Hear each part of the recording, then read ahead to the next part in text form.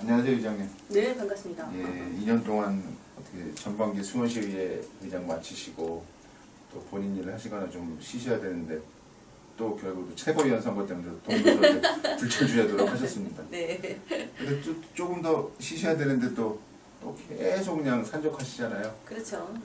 근데 한번 그래서 우리 조명자 전 의장님 모시고 말씀 드려보도록 하겠습니다. 네. 먼저 그 수원 시민들께 인사 한 말씀 부탁드리겠습니다. 네, 우리 수원 시민 여러분, 2년 동안 우리 시민 여러분들의 관심과 격려 속에 그 첫 여성 의장직을 잘 마무리한 것 같습니다. 이 자리를 빌어서 감사 인사 드리고요. 그리고 코로나19가 지금 장기화되면서 몸과 마음 굉장히 힘들어하시는 주민들이 굉장히 많습니다. 그리고 특히나 또 소상공인들의 그 어려움이 극치를 달하고 있는데요.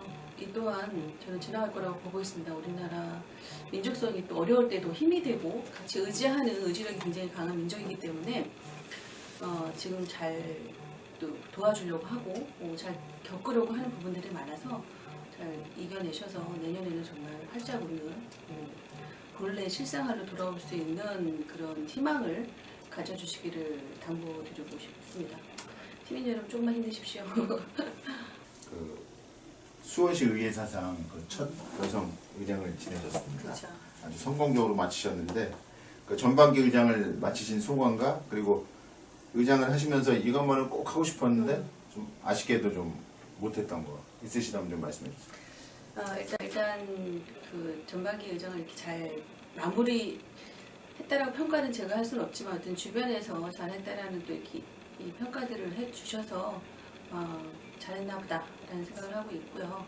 이거는 우리 37명의 동료 의원들이 함께 했기 때문에 좀 가능했다고 보여지고요. 그리고 지평부에서도 크게 우리 워낙 지평부와 의회는 서로 견제 그 기능이라고 얘기를 하는데 저는 견제보다는 견제와 협치의 기능을 같이 함께 하는 게 우리 수원 시민들 그리고 수원시를 위해서 더 좋은 발전을 가져올 수 있는 거라 생각을 해서 견제보다는 의원들한테 주문한 게 협치를 하자라고 주문을 많이 했거든요. 그래서 왜 우리가 행감 때도 그렇고 예산 심의할 때도 그렇고 무조건적인 강압보다는 견제보다는 이 대안을 내놓거나 아니면 적정하지 않은 예산 부분에 대해서 합리적인 방법으로 좀 예산 평가를 하고 거기에 대해서 설득력 있고 논리 있게 접근을 하다 보니 아마 그런 평가를 받지 않았나 하는 생각도 들고요. 후반기에도 아마 조속한 우리 최연소 의장님이지 최연소 의장님께서 나에 걸맞지 않게 굉장히 합리적이게 잘 이끌어나갈 거라고 보여집니다. 어쨌든 후반기를 잘 지켜봐 주시면 감사하겠습니다. 그리고 제가 이제 2년 동안 제가 지금 이번에 올해 이제 만 10년 차 시의원을 하고 있는데요. 10년 동안에 그러니까 처음 의원 되면서 저희가 계속까지 지금 의정활동 하면서 움직이고 있는 게 아시다시피 공공항 이전이랑 자치분권이에요. 그럼에도 불구하고 두 개 다 이루어진 게 하나도 없습니다. 공공항 같은 경우는 어쨌든 예비 후보지라는 것을 선정을 하긴 했지만 그 예비자를 띄는 그 과정이 지금 벌써 6년이 흐르고 있습니다. 그럼에도 불구하고 화성시의 그 꽉 막혔다기보다는 어떻게 보면 철저하게 닫혀있는 이런 부분 때문에 저희가 접근할 수 없어서 아무것도 할 수 없는 더 이상 6년 동안 제자리 걸음만 하고 있었던 이런 안타까움이 있는데요. 이런 것들은 어쨌든 국방부에서 좀 적극적으로 나서주고 이번 국정감사 때도 굉장히 국방부에 그런 질타를 많이 하셨더라고요. 이거는 수원시의 일이 아니다. 국방부의 일이잖아요. 그럼에도 불구하고 움직여주지 않은 부분에 대해서 많은 지적들을 하셨기 때문에 내년 되면 어느 정도 국방부의 움직임이 있지 않을까 하는 그런 기대감을 가지고 있고요. 그 움직임 속에서 화성 시민들이 열린 귀로 이 공공항 이전이 되면 왜 이쪽으로 옮겨주고 어떤 혜택을 받게 되는지에 대한 정확한 설명들을 좀 들었으면 좋겠다는 생각이 들어요. 저희가 처음에 예비 후보지를 선정을 했을 때 가짜 뉴스가 굉장히 많았어요. 네. 그렇죠. 뭐 아파트를 많이 져서 동탄 집값이 떨어진다. 그리고 바닷가로 어찌든 간에 이착륙을 할 건에도 불구하고 소음피가 너무 심할 거다. 이런 가짜 뉴스들이 많았거든요. 근데 솔직히 매항리에서 굉장히 많이 반발이 심한데 매항리가 지금 예비 후보지하고의 3km 정도가 된다고 하더라고요. 직선. 그럼 직선 3km 영통의 거리라고 해요. 네. 근데 우리 지금 영통은 소음표가 없잖아요. 그럼에도 불구하고 그런 가짜뉴스 때문에 매항리 주민들이 너무 많은 피해를 보고 있는데 폭격지로서 피해를 받는데 다시 공공으로 피해를 보는 건 옳지 않다라서 굉장히 많이 거기 있는 주민들이 동의를 많이 했었죠. 그러니까 이런 사실들이 좀 팩트체크를 명확히 해서 좀 알려줘야 되고 그 알려주는 거 우리가 하는 게 아니라 국방부가 해줘야 된다고 저는 생각해요. 그러니까 국방부가 나서주고 그리고 화성 시민들은 그래 한번 들어보자 라고 마음을 귀를 열고 들어주면 아 그래? 이 정도면 우리도 받아줄 수 있겠다 라는 평가가 있을 거라고 저는 봐요. 아니면 이거 갖고 부족해 우리는 안 돼. 그거는 투표로서 결정을 하면 돼요. 그러니까는 들어보고 투표로서 될지 안 될지를 평가를 하면 되는데 그것조차도 다 막고 있으니까 정말 답답한 거죠. 그래서 이것 또한 저는 그 화성 시민들이 알 권리라고 보여지거든요. 그러니까 국방부가 제대로 된 팩트 체크를 해서 알려주면 그거를 투표로서 평가받으면 되는 거거든요. 그래서 안 되면 다른 데 찾으면 되는 거고 되면은 진행하면 되는 건데 그렇죠. 예, 그 부분이 정말 안타까워요. 그래서 그거를 이루지 못한 게 좀 가장 큰 아픔이 있고요. 아쉬움이 있고 그럼에도 불구하고 그 군소법을 제정을 하게 됐잖아요. 네. 김지배 의원님하고 여러 의원님들 대표 발의하셔서 군소법이 제정이 돼서 내년부터 이제 정말 판결이 아닌 정당하게 저희가 이제 보상을 받게 됐는데요. 그 군소법 제정하게 된 이유도 어차피 그 피해 보상액을 주는데 왜 수임료가 변호사나 법무사를 통해서 수임료가 15% 20%가 나와요. 어마어마한 거거든요. 이것 또한 주민들한테 피해받는 주민들한테 들어갈 수 있게 해주면 그 커다란 금액은 아니지만 어쨌든 공유할 수 있는 공공기관으로 그 공유 공간을 만들어주면 좀 많은 분들이 이용할 수 있고 또 극대화할 수 있는 부분인데 그런 것들을 하지 못해 좀 아쉬웠는데 이번에 이제 군소법 제정으로 인해서 그런 수익료까지 주민들한테 들어가게 되니까 환영하는 게 보여지고요. 어쨌든 이런 건소음의 그 보상이 국방부의 가장 큰 재정 압박이라고 보여집니다. 그래서 좀 더 발빠르게 움직이지 않을까 하는 그런 기대들을 좀 하고 있습니다. 어쨌든 그런 부분들이 공공화 이전이 예비 후보지 선정을 전혀 진척이 없었다는 것에 대한 아쉬움이 좀 첫 번째가 있고요. 두 번째는 자치분권인데 이거 지방재정 때문에 많은 어려움을 겪으면서 정말 지방 분권을 해야 된다라는 그 목소리도 10년 전부터 외쳤음에도 불구하고 역시나 이번에도 그 지방자치법이 개정이 되지 않았잖아요. 아마 거기에 대한 울분과 분노 때문에 우리 염태웅 시장님이 저는 최고에 당선되셨다라고 보여집니다. 그러니까는 중앙 정부만 믿고 있었는데 이전에 저전에 나아질까 싶어서 이번만 참아보자, 이번만 참아보자, 이번만 기대해보자 라고 하면서 끌어왔던 이 시간들 속에서 정말 그 극치에 달한 게 이번 20대 국회의원들이 지방자치법 개정안을 폐지했던 것이 아마 큰 작용을 했다고 저는 보여집니다. 왜냐하면 제가 다녀봤잖아요. 예, 예. 제가 전국을 다니면서 느낀 거는 그때는 이제 지방자치법이 마지막 5월 20날인가요? 그때가 좀 마지막 회기를 남겨놨을 때였어요. 아 이번에 꼭 통과될 겁니다 라고 이제 그 기대감들 다 갖고 있었어요. 통과되겠지라는 기대감. 그래서 안 됐어요. 그리고 나서 제가 6월 때 또 다녔잖아요. 그러고 보니까 울분이 솟는거야. 어떻게 이렇습니다. 거기에 대한 울분이 그래 보니까 똘똘 뭉쳐야 된다. 이런 말씀을 너무 많이 하신 거예요. 저는 그 자치분권 민주지도자 회의 그 회원 조직을 목적으로 첫 번째 목적으로 다녀봤는데 그게 폐지가 되면서 그 기초의원들, 강력의원들, 단체장들의 그 울분이 정말 우라라고 표현하는 게 좋을 것 같아요. 그 우라가 직결이 돼서 최고위원까지 만들어지지 않았나 하는 생각이 듭니다. 그래서 어쨌든 염태웅 시장님이 지금 2달 좀 넘었다고 하더라고요. 2달 넘는 동안에 그 기초로서의 그 억울함, 강력으로서의 그 억울함들을 대신 대변해주는 그 역할들을 하다 보니까 아마 언론들이 계속 나올 거예요. 속이 너무 시원한 거예요. 이 기초의 억울함을 대신 대변해주잖아요. 그 단체장님도 그렇고 기초의원님도 그렇고 너무 사이다 발언 너무 잘해서 좋다. 그래서 이렇게 자꾸 목소리를 냈을 때 그거를 중앙에서 들어주고 어느 정도 뭐 100% 다 개선될 거라고 보지 않아요. 어쨌든 그 목소리 속에 반이라도 개선이 된다고 하면 저는 지방자치단체장이 최고위를 가는 이게 처음이자 마지막이 아니라 마중물 역할을 할 거라고 저는 믿습니다. 그래서 다음 2년 뒤에도 우리 연두시장님 후발자가 또 그 다른 단체장이 나와는 그런 계기가 됐으면 좋을 것 같아요. 그래야지 진정한 저는 지방 분권을 이룰 수 있다고 보여집니다. 연두시장님 이런 말씀 하시잖아요. 우리가 226개 지자체가 있는데 지방 소멸이 멀지 않았다. 그 숫자가 100개가 이를 거다라는 그 염려를 얘기를 하고 있잖아요. 그거는 느껴보지 않은 사람은 모르는 거예요. 정말 지방에 가면 인구수가 계속 줄고 있고, 그렇죠. 일할 노동력이 없는 거예요.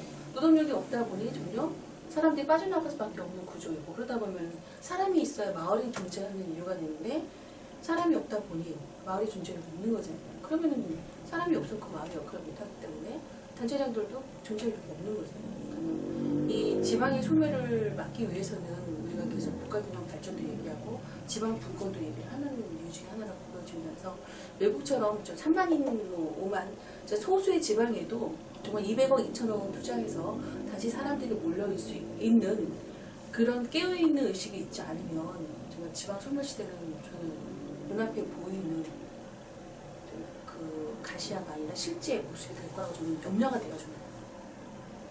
그래서 이거는 지방과 중앙이 머리 맞대고 지금부터라도 논의하지 않으면 굉장히 어렵지 않을까 하는 생각이 들어요. 그래서 이런 걸 막기 위해서 지방 분권이 꼭 이루어져야 되는 부분이라고 보여집니다. 그래서 어쨌든 10년 동안에 이루지 못했지만 지금 이루기 위해서 자구적인 노력들을 좀 많이 하고 있으니까요.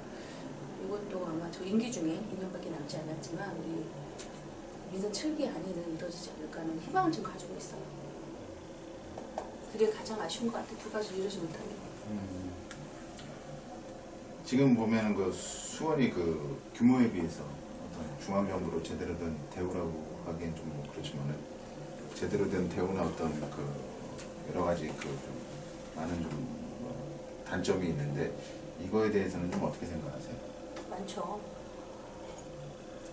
그래서 원학은 100만 이상 되면 법에도 나와 있잖아요. 100만 이상 되면 강요시를 명한다라는 규정이 있음에도 불구하고 그 이루지 못하는 거는 어쨌든 경기도 수도권 집중화에 의해서 100만 이상 되는 도시가 저희만 있는 게 아니라 4개 도시가 100만 이상, 3개 도시죠 경기도에. 3개 도시가 100만 이상 도시이니 이 3도시를 빼주고 나면 경기도가 흔들거리잖아요. 그러니까는 아마도 그 균형 발전을 위해서는 안 해준 것 같은데 그러기 위해서 우리가 이런 많은 인구들을 그 같이 그 살림살이라죠. 살림살이를 하기 위해서는 어쨌든 여러 가지 강역에 해당되는 규제를 완화시켜주는 게 맞다고 봐요. 근데 그냥 기초라는 그 이름 때문에 모든 권한들이 내려오질 않고 있어요. 그러니까는 많은 불리함을 저희가 갖고 있기 때문에 그 재정 자립도가 그것 때문에도 저희가 정말 떨어지는 이유 중에 하나가 아닐까라는 생각이 들어요.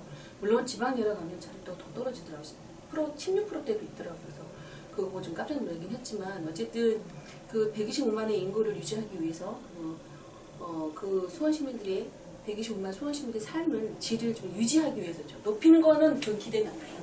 어느 정도 좀 지금에 있는 거 유지할 수 있게끔이라도 좀 해줘야 되는데 그것조차도 중앙에서 꽉 쥐고 있다 보니 힘든 부분이 아닐 수 없습니다. 그래서 특례시가 되면 어쨌든 재정에 대한 얘기는 없지만 그래도 조금 더 나아지지 않을까 하는 기대를 좀 하고 있거든요.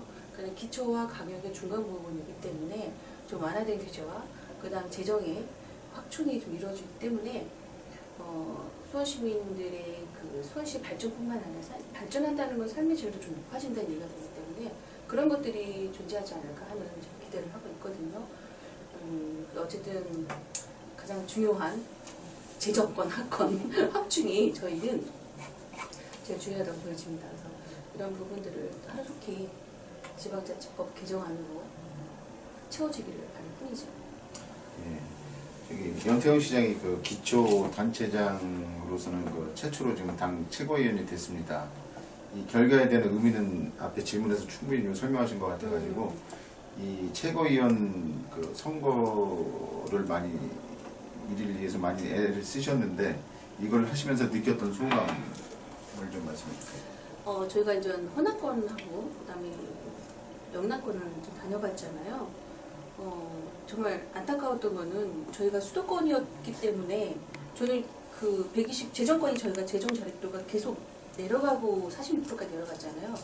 그래서 와 수원 이 46%가 어떻게 생활하나 저는 걱정을 했는데 지방 내려가 16%가 있는 거예요. 그래서 야, 이렇게 16%하고 인건비도 주지 못할 만큼의 재정 자립도를 가지고 과연 지방이 이게 존재할 수 있을까라는 그런 안타까움이 있었습니다. 그래서 정말 지방 분권은 필요하구나. 절대로 필요한 부분이구나.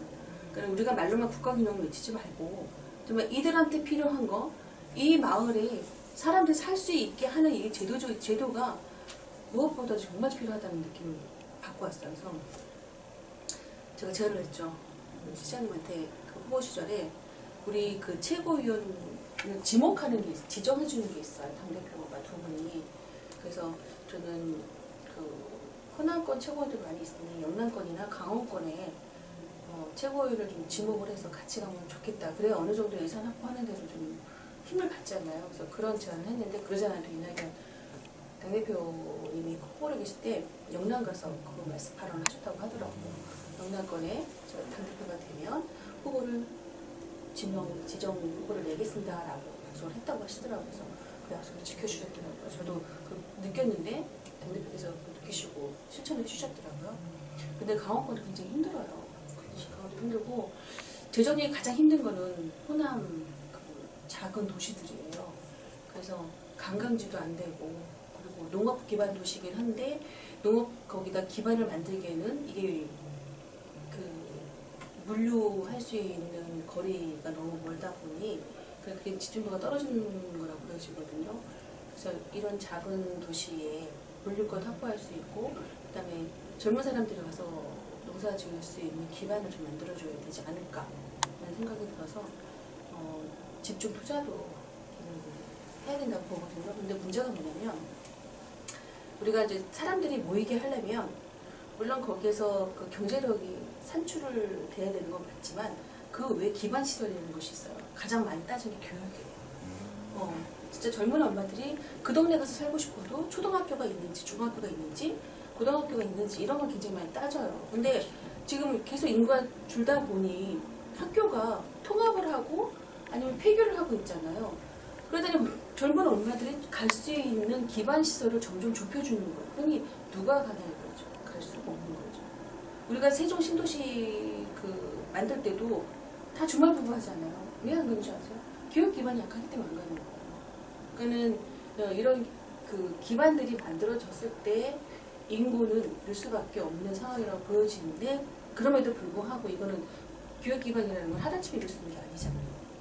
그래서 저는 오히려 그 젊은 부모님들의 그 인식을 좀 바꿨으면 좋겠다는 생각을 해요. 우리가 초등학교, 중학교 때는 주입식 교육이 아니라 대학교를 가기 위한 주입식 교육이 아니라 정말 자기의 미래를 꿈꿀 수 있고 자기 꿈을 만들 수 있는 그런 열린 학교를 다녀야 된다 저는 보거든요. 그래서 초등학교나 중학교는 이런 시골에서 다녀도 크게 지장이 없을 거라고 보여집니다. 왜냐면 모든 게 중학교 때 자기가 꿈을 꾸고 그림을 그리잖아요. 그러면은 내가 인문계를 갈지 특성화고를 갈지 아니면 과학고를 갈지 예술고를 갈지가 나와요. 근데 이거를 부모님들이 판단을 해주는 거예요. 그 아이들이 생활하면서 자기의 적성을 찾아내는 게 아니라 부모님들 적성을 만들어가줘요. 후천적으로. 그러다 보니 선택할 수 있는 권한이 자식들한테 있는 게 아니라 부모들한테만 있을 수밖에 없고 부모가 이끄는 대로 갈 수밖에 없는 이 교육의 문제도 저는 바꿔야 된다 생각되기 때문에 우리가 정말 이 소도시가 살기 위해서는 교육 기반을 좀 엄마들이 좀 내려놓고 아이들 눈높이 맞춰주고 시골에 가서 인성교육을 좀 주시해서 아이들이 꿈을 키울 수 있는 그런 교육을 키워주면 더 좀 건강하게 잘 거라고 보여지거든요. 우리가 판사, 의사 뭐 그 얘기를 많이 하잖아요. 근데 이게 앞으로 20년 뒤에 없어질 직업군 중에 하나라고 얘기를 많이 하잖아요. 그러면 앞으로 살아날 수 있는 새롭게 살아날 수 있는 직업군에 대해서는 다들 먹거리 그 다음에 IT 산업, 그다음에 항공 이런 걸 따지잖아요. 그러면은 가장 중요한 게 저는 먹거리라고 보여지거든요. 그리고 먹거리 위해서는 땅이 필요하잖아요. 어떻게 지금 뭐 수중 재배도 많이 필요하긴 하지만 그런 기반 시설이 갖춰져 있는 시골을 좀 이렇게 활성화시켜서 젊은 농부들 좀 모이게 하면 그러면은 좀 될 거라고 보여지는데 모르겠어요. 제 생각이 너무 꿈에 그리고 있는 건지 피크피크인지는 모르겠지만 실현 가능하다고 그러시거든요. 저기 질문은 아주 그냥 조그맣게 했는데 아주 답변을 아주 크게 해주시네요. 거시적으로. 그래서 되게 간단하게 딱 본인의 생각을 좀 강하게 얘기해 주셨으면 좋겠는데, 우리 의장님께서 생각하시는 진정한 지방자치란 뭐라고 생각하세요? 지방자치라는 것은 그대로 지방이 스스로 다스리게 만드는 거잖아요. 근데 스스로 다스릴 수 있는 권한을 안 줬어요. 권한을 주지 않다 보니 지방자치를 할 수가 없고, 할 수가 없다 보니 자꾸 이렇게 쇠퇴하는 지방자치가 될 수밖에 없는 거예요. 저는 지방자치를, 진정한 지방자치를 위해서는 권한을 좀 줘라. 간섭하지 말고 권한을 주면 알아서 자생하게 돼 있어요. 그러면 우리가 지방소멸은 걱정 안 해도 된다고 그러시거든요. 왜냐하면 이 지방자치는 거기 그 속에 살아있는 시민들 끌돈 묻혀서 만들 수밖에 없는 구조이잖아요. 그렇기 때문에 권한을 준다면 저는 반드시 지방자치는 살아날 거라고 보여집니다. 그리고 의원님으로서 그 한 1년 반 정도의 임기가 남아있는데, 이 기간 동안에 길면 길다고 할 수 있고 짧으면 짧은 시간인데 꼭 하시고 싶은, 수원 시민들을 위해서 이루고 싶은 뭐 어떤 조례나 뭐 그런 계획 같은 거 있으세요? 지금 요번에 저희 그 권선시장이 저희 지역구가 됐잖아요. 올해부터. 그래서 네. 설계부터. 근데 리모델링 사업을 하고 지금 뭐 전국에 있는 전도시장도 마찬가지예요. 그 야외 조리를 할 수가 없어요. 그게 이제 대통령 명으로 규칙을 바꾸고 있는데 그 어려운 게 아니거든요. 지금 모든 전통시장은 다 불법으로 지금 밖에서 야외 조리를 하고 있습니다. 그래서 이 어차피 많은 뭐 거의 뭐 90%가 불법으로 하다 보니 이걸 암묵적으로 해주지 말고 저는 합법적으로 했으면 좋겠다라고 제안을 많이 하거든요. 다행히 뭐 내년 1월달 되면 그게 바뀔 거라고 얘기를 하더라고요. 그리고 대전에서는 이미 야외 그 5개 조리 시설을 허용을 했더라고요. 시행 규칙으로 했더라고요. 그래서 저희도 그거를 요구를 했는데 잘 안 되고 있고, 어쨌든 법에서 이제 대통령으로 규칙이 바뀌면 저희는 뭐 당연히 따라오게 되겠지만, 이렇게 정말 그 실생활에 필요한 것들은 법을만 따지지 말고 현실로 좀 따졌으면 좋겠다라는 좀 제안을 드리고 싶어요. 생각을 해보세요. 지금 다 불법이에요. 그걸 다 어떻게 잡을 거냐고요. 그렇죠. 건축물이 다 불법 건축물이에요. 되게 많아요. 네, 지금 전통시장 60% 70%가 불법 건축물이에요. 그거 다 부술 거냐고. 아니잖아요. 그러면 특별법을 둬서 예외 규정을 둬가지고 좀 그 사람들이 정당하게 장사할 수 있고, 여태까지 몇십 년을 이어온 거잖아요. 그럼 그거를 정당화할 수 있게 완화시킬 수 있는 이런 제도들이 필요한데, 그리고 그런 거를, 그런 제도적인 권한들을 중앙에서 하지 말고 저는 지방으로 내가 다루는 거죠. 그래서 지방의 권한을 좀 강화시킬 수 있는 그 역할들은 굉장히 필요한 부분이기 때문에 이게 끝나는 날까지 지방 자치를 위해서 그 권한 강화를 위해서 저는 목소리를 높일 거라고 생각 들고요. 그 다음에 두 번째는 우리 그 조례들이 보면은 실생활과 연결해야 되는 조례들이 참 많아요. 어차피 정치라는 거는 생활을 좀 업그레이드 시키기 위해서 하는 거잖아요. 그렇죠. 생활 정치라는 얘기를 많이 하잖아요. 그래서 실생활에 필요한 이런 조례들이 필요하다고 보여집니다. 그래서 이번에 또 필수 노동자 조례를 저 어디죠? 고양시인가? 거기서 지정을 했더라고요. 그래서 이렇게 생활에 필요한 조례들을 좀 찾아내서 사회적 약자들에 대한 조례가 굉장히 필요할 것 같아요. 사회적 약자들한테 필요한 조례를 좀 찾아서 좀 해볼 예정이고요. 그 다음에 이제 세 번째는 우리 여성 정치인들이 그 정치에 입문하기에는 굉장히 많은 어려움이 많아요. 일단 경제적인 부분이 가장 크고 송거 비용이 만만치 않게 들어가니까 경제적인 부분이 가장 크고, 두 번째는 이제 시간적인 제약도 굉장히 많아요. 왜냐하면 4시간보다는 일단 주민들과 수원시를 위한 시간을 더 할애를 하다 보니 4시간은 거의 하다시피 하는 경우도 많거든요. 그럼에도 불구하고 이런 속에서 저희는 보람을 찾고 희망을 갖기 때문에 그런 시간조차도 저는 행복함을 갖고서 움직인다고 보여지기 때문에 정치인들을 바라보는 그 그 잘못된 시각들을 좀 주민들께서 다시 올곧게 좀 봐줬으면 좋겠다라는 바람이 있기 때문에 우리 정치인들이 좀 더 올바르게 갈 수 있는 그런 선배로서의 역할을 좀 하고 싶다는 생각이 들어요. 그래서 여성 정치인들 확대와 우리 후배나 동료 의원들이 의정 활동하는데 불편함이 없는 그런 보조적인 역할을 또 끝까지 해야 된다는 생각이 들어서 그런 역할을 좀 하려고 합니다. 마지막 질문인데요. 지금까지 질문은 어떻게 보면 지방자치랑 좀 연결된 질문이었습니다만은 시연을 하신 지 이제 10년이 좀 넘으셨잖아요. 그 10년 동안에 처음에는 의욕적으로 시작하셨을 텐데 시행착오도 겪으셨고 했는데 지금 들어오는 초선 의원들에게 해주실 말씀, 예를 들면 슬기로운 시연이란 어떤 것이냐, 그걸 좀 얘기해 주세요. 저희 경험을 바탕으로 한다고 하면 네. 우리 초선 때는 항상 의욕이 넘치잖아요. 네. 의욕이 넘치다 보니 자기 그 의원이라는 신분의 그 목적에 너무 몰입을 해요. 우리 의원의 목적이 뭘까요? 정치인의 목적은?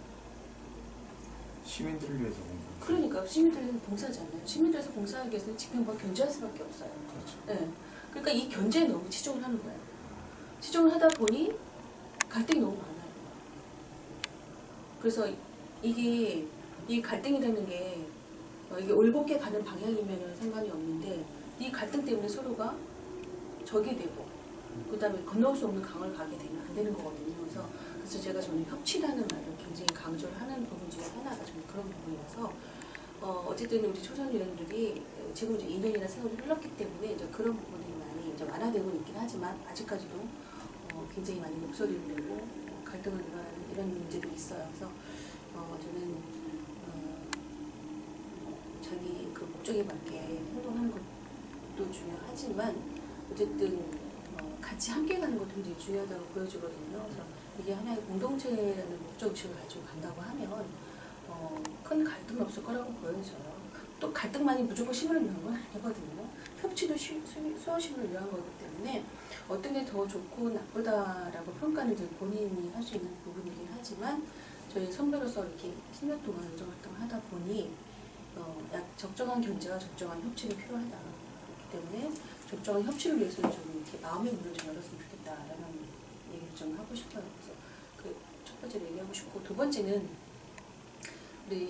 저도 그랬어요. 저도 단체장님들하고 막 친해지고 싶고 그런 주민들하고 좀 더 가깝게 다가가기 위해서 좀 365일 24시간을 뛰었다고 봐요.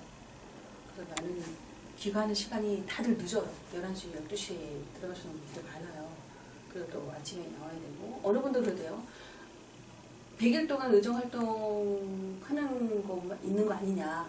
근데 우리가 100일은 공식적 의정활동이고 비공식적 게 365일이에요. 그렇게 생각해 주시면 되거든요. 그래서 많은 의원들이 주민들하고 함께 하는 시간들을 굉장히 많잖아요. 민원도 그렇고 만나서 현장도 가서 봐야 되고 민원인을 만나야 되고 이거 해결하기 위해서 공무원도 만나서 얘기를 해야 되고 이게 하루쯤 되는 게 아니잖아요. 한 번 얘기 듣는 게 아니잖아요. 그러니까 이 하나의 민원을 해결하기 위해서 일주일에 갈 수 있고 1년에 갈 수 있는 일들이 많거든요.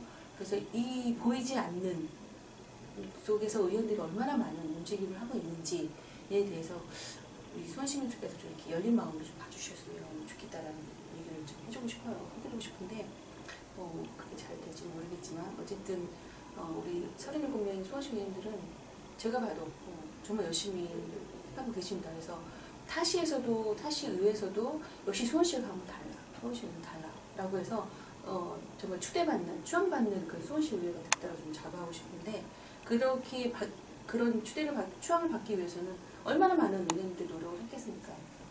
그런 것들을 좀 이렇게 알아주시면 좋을 것 같고요. 그래서 그런 것들이 아마 슬기로운 의정활동이 아닌가 하는 생각이 들어요. 예, 알겠습니다. 감사합니다. 사실 오늘 이렇게 인터뷰를 마치게 됐습니다만은 우리 조명자 전 의장님을 뵈니까 딱 낱말이 하나가 좀 생각나거든요. 자리가 사람을 만들지 사람이 자리를 만드는 게 아니다.